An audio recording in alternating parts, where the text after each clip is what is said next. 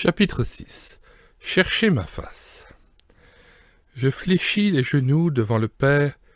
Éphésiens 3, verset 14. La recommandation expresse que Jésus adresse à ses disciples qu'il s'attend à trouver debout et non dans la confusion lorsqu'il paraîtra, tient en ces quelques mots « Priez en tout temps ». Luc 21, verset 36 et 1 Jean 2, verset 28. Dans le chapitre précédent, nous avons distingué la prière communion de la prière dans le secret qui devrait inaugurer chacune de nos journées. N'oublions pas que le Fils de l'homme, fidèlement, se rendait à l'écart très tôt le matin pour converser avec son Dieu. Pourquoi ne l'imiterions-nous pas ? Écoutons-le. Quand tu pries, entre dans ta chambre, ferme ta porte, et prie ton Père qui est là dans le lieu secret. Et ton Père qui voit dans le secret te le rendra. Matthieu 6, verset 6. On ne saurait sous-estimer la valeur de ces tête-à-tête quotidiens, à condition que ce soit bien sa personne que l'on recherche.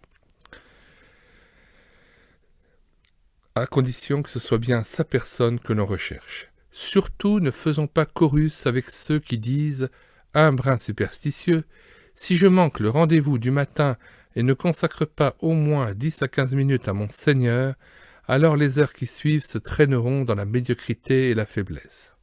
C'est pourquoi je m'applique à le rencontrer fidèlement sitôt levé pour être fort tout au long de la journée. Ce langage n'est pas totalement faux, mais le motif est discutable. On ne commence pas sa journée pour soi, c'est-à-dire pour que ça marche bien, ensuite, afin qu'on soit béni et heureux jusqu'au soir. Non, on rencontre Dieu pour lui plaire et l'adorer, comme un service qu'il attend, sachant que le Père demande des adorateurs. En outre, c'est un acte d'obéissance à celui qui ordonne de chercher continuellement sa face. Psaume 105, verset 4. Paul, ce fidèle intercesseur, ajoute dans sa lettre à ses amis d'Éphèse une précision qui n'est pas sans importance et qui risque de passer inaperçue. Je fléchis les genoux devant le Père. L'apôtre veut certainement inciter ses lecteurs à en faire autant, lui qui tient à être conscient de prier sous le regard de Dieu, dans sa présence directe, un peu comme s'il redoutait de parler dans le vide.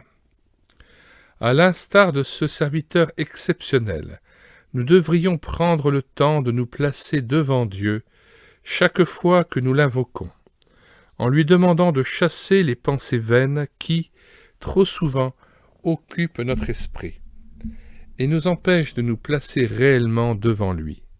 Ce n'est pas la prière en soi qui a de la valeur, mais la personne divine que nous invoquons. Prenons un exemple. Si je veux téléphoner à l'un de mes amis, je saisis d'abord le combiné et compose avec soin son numéro. Puis j'attends que l'ami décroche à son tour l'écouteur et se présente. Il serait déraisonnable d'entamer la conversation avant de l'avoir au bout du fil, avant d'être assuré que c'est bien lui qui répond à mon appel. Je tendrai bien l'oreille pour m'en assurer. Le dialogue ne s'engagera que lorsque j'entendrai la voix ou le nom de mon ami, mais pas avant. De même quand je prie. C'est pourquoi, avant de parler au Seigneur, nous devrions prendre le temps de nous assurer dans le silence, Ecclésiaste 5, verset 1, que nous avons réellement audience auprès de notre Seigneur, que nous avons accès jusqu'en sa présence même, que nos pensées sont tendues vers lui, que nous n'avons de pensée que pour lui. Bref, que notre esprit est réellement en relation vivante avec lui, afin de ne pas courir le risque d'aligner des phrases en songeant à toute autre chose. On peut dire des prières sans prier, disait Adèle Pélaz, qui ajoutait « Laisse plutôt ton cœur prier sans parole que tes paroles prier sans cœur. » Je répète, laisse plutôt ton cœur prier sans parole que tes paroles prier sans cœur. Hélas, les chrétiens pressés resteront à un niveau superficiel et humain. Ils ne connaîtront pas la vraie prière, celle qui procède du Saint-Esprit, Éphésiens 6, 18. Or, la tentation est grande de se précipiter dans un flot de paroles pieuses sans chercher à savoir si Dieu nous a rejoints. Parfois, il arrive que nous nous trouvions d'emblée dans la présence et la joie du Seigneur. L'accueil est alors merveilleux. Mais dans la plupart des cas, le contact est plus long à établir. Il semble parfois que le ciel est fermé. Alors la tentation est grande de s'accuser, de chercher pourquoi Dieu ne répond pas. Qu'on se rassure, le ciel est toujours ouvert pour celui qui s'approche humblement du Père au moyen du sang de Jésus. N'a-t-il pas promis d'être toujours avec nous jusqu'à la fin du monde? Restons confiants quand tarde le Seigneur. Il aime sans doute que nous l'attendions avec soumission et respect, tel un subordonné qui attend son chef qu'il vénère. Pour l'enfant de Dieu, attendre avec confiance est une façon d'honorer le Père, de reconnaître sa grandeur et d'accepter sa souveraineté. Précisons ici qu'il ne s'agit pas de sentir, d'éprouver quelque émotion ou d'attendre une manifestation quelconque pour croire que Dieu est devant nous. Cette assurance vient lorsque nous sommes apaisés, soumis, n'ayant d'autre pensée que pour lui. Surtout, ne nous accusons pas si parfois le Seigneur paraît se faire attendre. N'oublions pas que Satan ne chôme jamais, lui qui s'emploie, et avec quelle énergie, à tenir loin du Seigneur celui qui cherche à le rencontrer, soit en encombrant son esprit de vaines pensées, soit en le maintenant dans l'illusion qu'il dialogue déjà avec son Créateur. Une excellente chrétienne avouait, peu avant sa mort, qu'il lui fallait du temps et surtout de la volonté pour que ses pensées tellement indisciplinées se portent uniquement sur la personne du Seigneur chaque fois qu'elle se disposait à l'invoquer.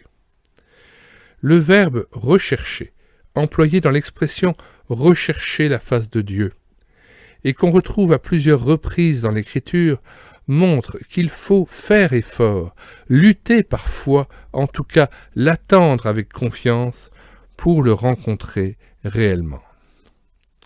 Les chrétiens qui se précipitent dans la prière sont moins que raisonnables. Ils courent le risque de parler dans le vide, ou plus exactement devant eux-mêmes. Ils croient percevoir la voix du ciel, et c'est leur propre voix qu'ils entendent. Leur interlocuteur n'est pas le Seigneur, mais le moi qui est devenu pieux. Mais oui, car il a appris beaucoup de choses depuis que le chrétien lit la Bible et fréquente l'Église. Le moi a même les accents divins à s'y méprendre. Le langage évangélique lui est devenu familier et il est capable de citer les textes bibliques les plus appropriés et donner ainsi à celui qui prie l'illusion d'entendre la voix de Dieu. Une chrétienne au grand cœur rendait visite à un malade gravement atteint et condamné par les médecins. Elle disait avoir reçu de Dieu l'assurance qu'il guérirait. Aussi s'empressa-t-elle de se rendre auprès du malade pour lui apprendre la bonne nouvelle et l'encourager en lui disant « Dieu m'a dit que vous serez bientôt rétabli ». Hélas, cet homme devait décéder le surlendemain, ce qui jeta le trouble parmi les siens qui s'attendaient à la guérison. La preuve était donc faite que ce « Dieu m'a dit » ne venait pas d'en haut. Et pourtant, cette femme était sincère, mais sa sincérité ne l'empêchait pas de prendre pour un message du ciel ce qui n'était que le produit de la piété qu'elle éprouvait devant de la pitié qu'elle éprouvait devant ce malheureux, une pitié qui faisait naître en elle le désir, souvent combien louable, d'apporter consolation et espoir à une famille affligée. Son moi, apparemment sensible et généreux, avait parlé. Mais pas le Tout-Puissant. Donc prudence, le moi à ses élans, combien séducteur de bonté désintéressée, mais c'est du faux. Il convient de se rappeler que, Hors de sa communion, nous nous illusionnons constamment sur nous-mêmes. Plus que cela, nos bonnes intentions, nos élans les plus généreux, notre dévouement le plus sincère au service de Dieu, ainsi que les actes de charité dont nous pourrions tirer gloire, 1 Corinthiens 13:3, peuvent n'avoir rien à voir avec le Seigneur qui prend soin de nous dire « Mes pensées ne sont pas vos pensées, et vos voix ne sont pas mes voix » Ésaïe 55, verset 8. Je dois être convaincu de ceci. Tout change radicalement quand je suis réellement devant Dieu, dans sa lumière, 1 Jean 1,5. Autre est mon univers.